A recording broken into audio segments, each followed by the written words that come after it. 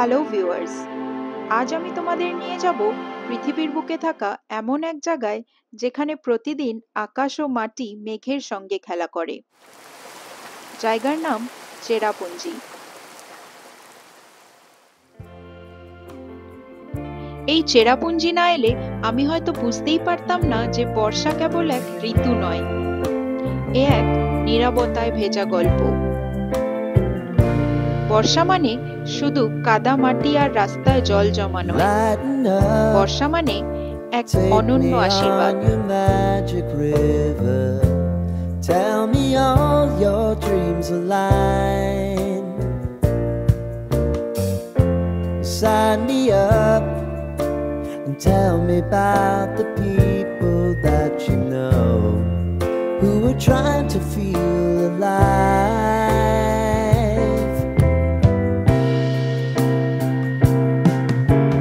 Life can get hard, so honey, if you need to cry,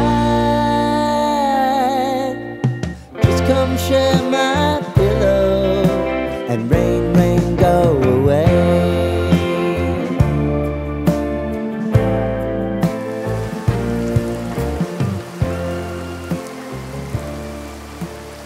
যদিও এই ট্রিপে অবিরাম বৃষ্টি পেয়েছি, তবুও চেরাপুঞ্জিতে বর্ষাকালে এই ট্রিপের এক আলাদাই মজা আছে।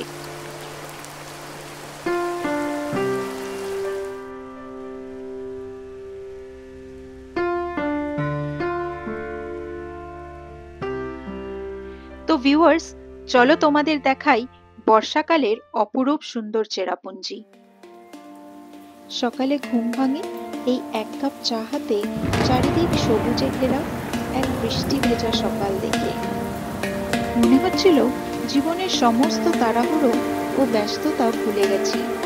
শুধু মনে আছে এই বৃষ্টির সুর ও ভেজা মাটির গন্ধ।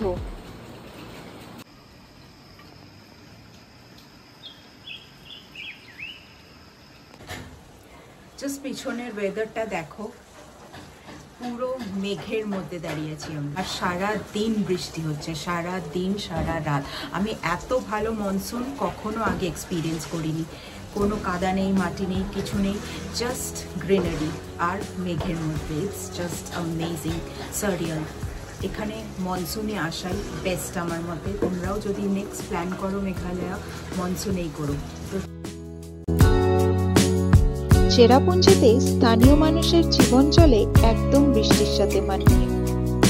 প্রতিটি বৃষ্টির ফোঁটা তাদের জীবনের এক নতুন গল্প বলে।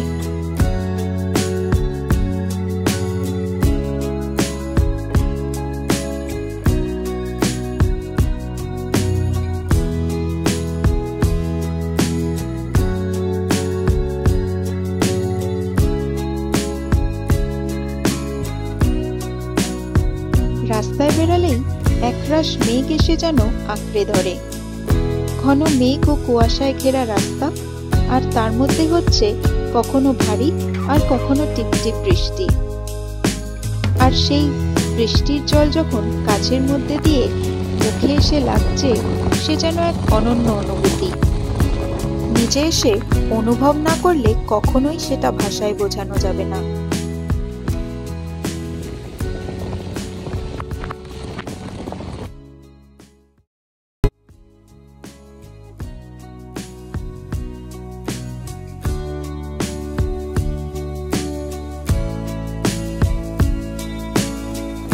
চেরাপুঞ্জিতে জলপথগুলো আরো উচ্চস্বরে কথা বলে এই বর্ষায়। পাহাড়ের বুক চিরে নেমে আসে স্রোতস্বিনী রূপালী জল। চেরাপুঞ্জি আমাদের শেখায় ধৈর্যই সৃষ্টি করে বিস্ময়। শতাব্দীর পর শতাব্দী ধরে গড়ে ওঠা এই গাছের শিকড় দিয়ে তৈরি সেতুগুলো বয়ে নিয়ে চলেছে ইতিহাস।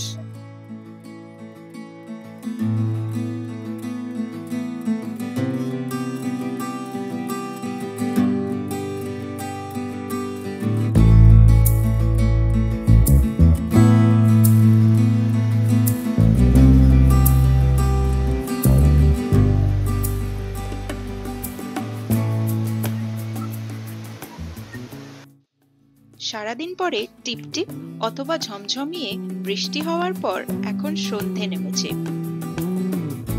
আকাশ এখন অনেকটাই পরিষ্কার। সূর্য এখন অস্ত যাচ্ছে পশ্চিম দিকের আকাশে লাল, কমলা, গোলাপি ও বেগুনি রং ছড়িয়ে দিয়ে। এই রংগুলি মেঘের সঙ্গে মিশে এক অসাধারণ দৃশ্য তৈরি করেছে।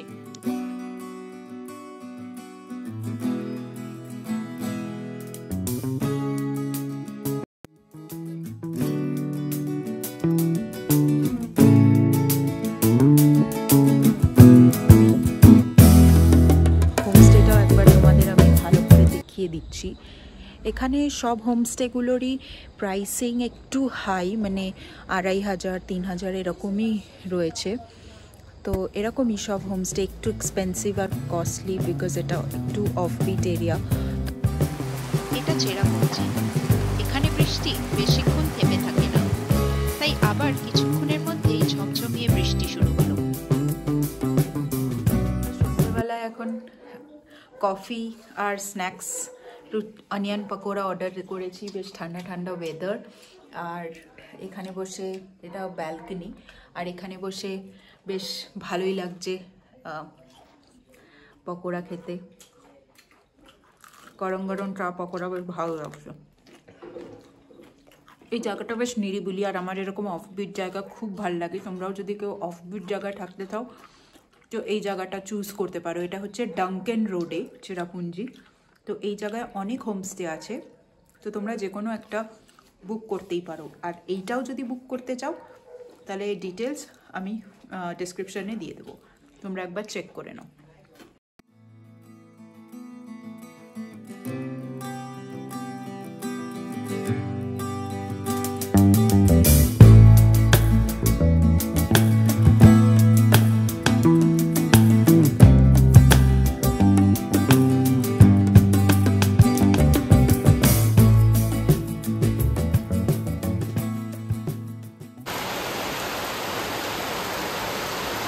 প্রচণ্ড বৃষ্টি পড়ছে বাইরে, আর সকাল থেকে খুব টায়ার্ড গেছে। দুপুরবেলায়ও একটু চাইনিজ খেয়েছি, তো রাত্রির বেলা বাঙালি হয়ে একটু ভাত ক্রেভ করছিলাম, তো এখন একটু ভেজ থালি অর্ডার করেছি, তো ওটাই খাবো। এখানে সব জায়গায় ভালো রান্না করে না, তো এরা খুব একটা খারাপও করছে না বলে দেখি কেমন খেতে করেছে।